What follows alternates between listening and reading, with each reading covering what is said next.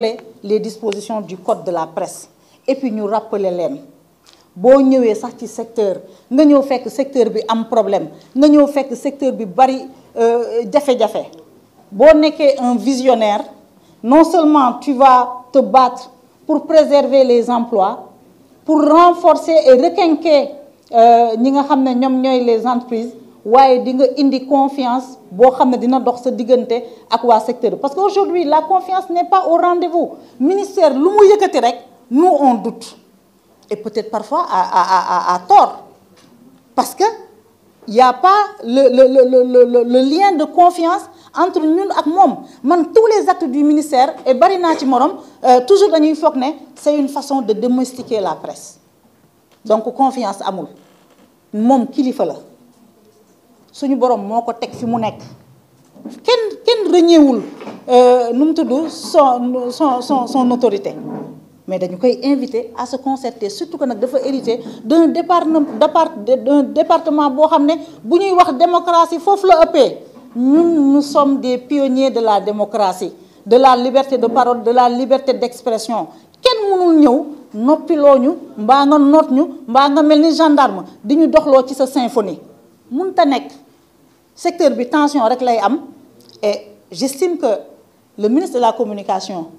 il est venu au Sénégal pour prendre ce poste-là pour prendre fonction mais ñëwul rek pour demaat ñu fàtte ko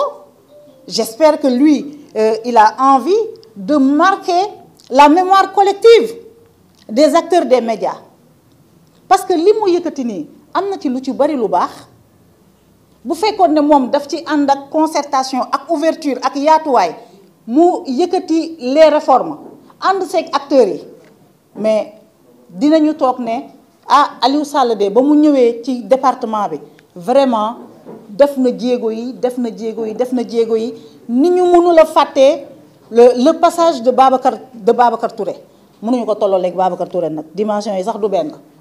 mais kenn ci ñun nga nekk xale nga nekk mag amul benn journaliste bu mën a fàtte le passage de Babacar Touré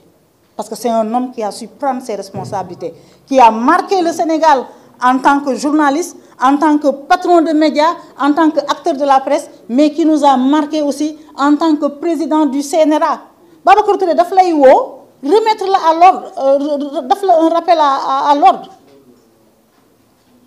nanguwul jël directement sanction mais ministre de la communication boo ñëwee ci secteur na inspiré wu de ces hommes-là Mamadou Omar Ndiaye mais daf ko war a woo waxtaan ak moom concerté wu ak moom ñuy waxee ci benn kàddu il y a possibilité que CNRA accompagne le ministère dans sa volonté de réforme il y a possibilité que le CEDEPS la convention des jeunes reporters le SYNPICS le CORED ñoom ñëpp accompagner le ministère pourquoi pas mu inviter ñu à un séminaire ñu waxtaan concerté wu et puis on va taire li nga xam ne moom mooy les tensions mais Aliou Sall ba mu jëlee fonction ba tey secteur média yi kenn amul jàmm man problème mu redevance yi ba mu ko yëkkatee sax dama ne gars yi dafa bëgg a yokk redevance yi pour asphyxier ñu en réalité ils ont revu le montant un peu à la baisse boo nee da ngay assainir woo ñu ànd seek yow mais yow nga ne da ngay assainir nga jël métier bi dàq ñi nga xam ne ñoom ñoo légitime ba pare bëgg a wut porox ndoolu boo xam ne da nga fay dugal ñoo xam ne amuñu légitimité loolu mooy ban xeetu assainissement moo tax nag bu ñu koy wax parfois ñu naan kan il a une commande politique lii moo tax ñu koy soupçonner d'avoir une commande politique parce que day yëkkati dara ba nit ñi ne lii c'est pour l'intérêt du secteur mais na mu koy appliquer wala parfois waa ministère dañuy mer c'est-à-dire tu prends position ils sont fâchés ils s'arrêtent kilifa day fenatal ñun kan moo ñu mën a teree wax suñu doléance kan moo ñu mën a teree wax s'il y a des failles bu naree mer loolu dina mer ba sonn ci gàttal bu ñu fàtte rôle presse apportu presse bu ñu ko fàtte mukk à des moments clés de l'histoire politique du Sénégal de l'indépendance à nos jours génération de journalistes qui se sont succédés ku ci nekk da nga indi sa apport ba ci ñun ñi nga xam ne tey ñun ñoo fekkee ñun ñooy yar ñun ñooy sensibiliser ñun ñooy xamale ñun ñooy gëstu ñun ñooy accompagner. Est-ce que xam ngeen malgré que gouvernement bi joxuñu dara ci publicité nous on les couvre parce que suñu devoir la de participer à la vulgarisation des politiques publiques pour le bien des populations sénégalaises ñun ñu ngi def suñu devoir malgré que ñoom tëjal nañ ñu buntu yépp ñu ngi def li nga xam ne moom mooy suñu devoir donc ñoom ñi di kilifa ministère de la communication nañu xoolaat seen doxalin ñu jox nit ñi ñu permettre aux gens de discuter et de faire avancer le secteur. Le secteur a besoin de réforme munoo ñëw ci secteur buñ ne nii nga woo Daouda Mine buñ ne nii nga woo Thior ngay wut légitimité à travers ñoom ñaar xanaa xamoo CORED warul sax jegewoo ak ministère CORED dafa war a réclamer son indépendance CORED moom mooy le tribunal des pairs tribunal la amul pour fu ministère wootee mu dem toog ñu escorter ko commission carte nationale de la presse c'est bien ñu leen di boole ka fa nekk c'est un juriste yàlla may na ko ci wàllu boobu man mii sax damay def émission parfois di préparer émission parfois ma woo Daouda Mine mu leeral ma quelques des dispositions et c'est un homme très généreux mais ñoom dama leen di inviter lu leen ministre bi boole bu ñu trahir leur père amuñu droit di associé wu ci yenn démarche irrégulière et illégale yi nga xam ne le ministre de la communication da koy jël ba pare di leen utiliser comme caution ñu leen di inviter RTS di leen waxloo bu ñu trahir leur père man munuma ba ma déggee ca commission ba Daouda Mine daf ci bokk sama xel dafa daloon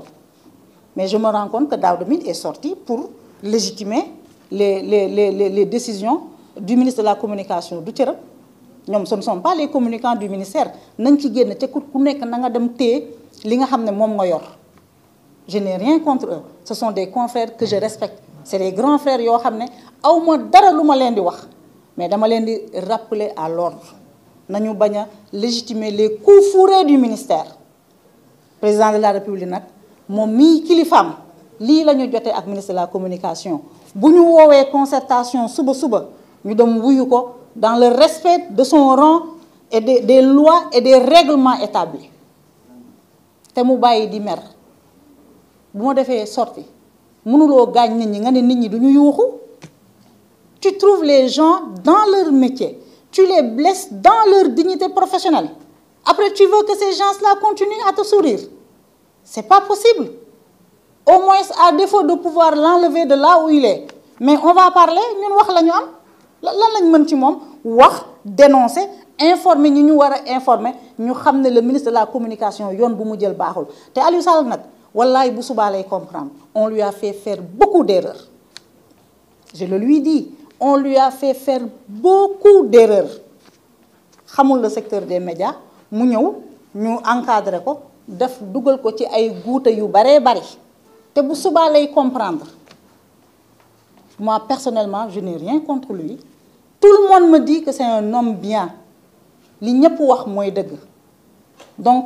bonte boobu ñooñu gis ci moom ñun nañu ko wan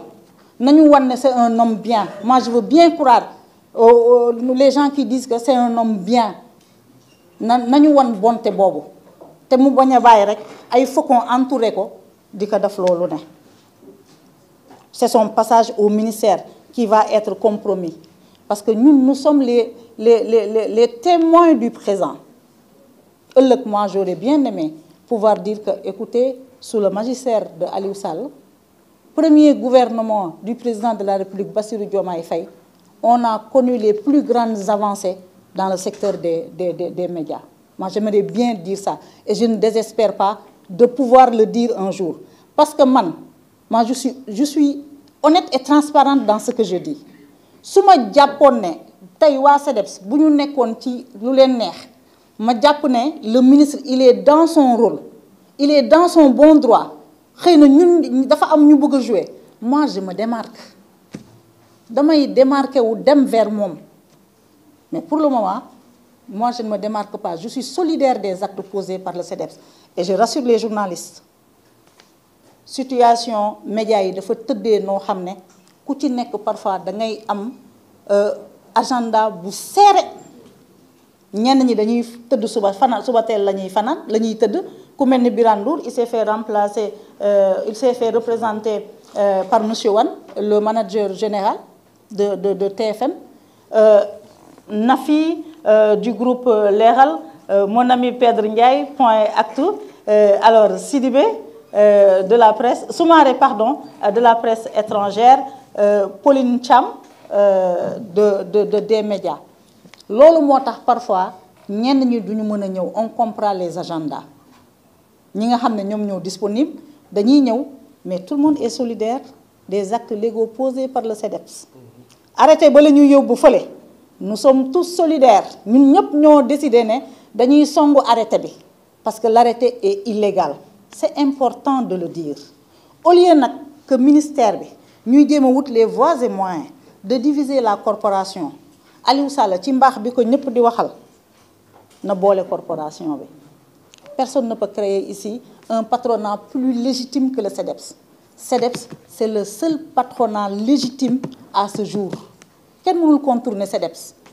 tous les organes sont représentés sont membres du CDEPS ba ci les organes du privé c'est bien nag du public c'est bien nag mu am benn mu am benn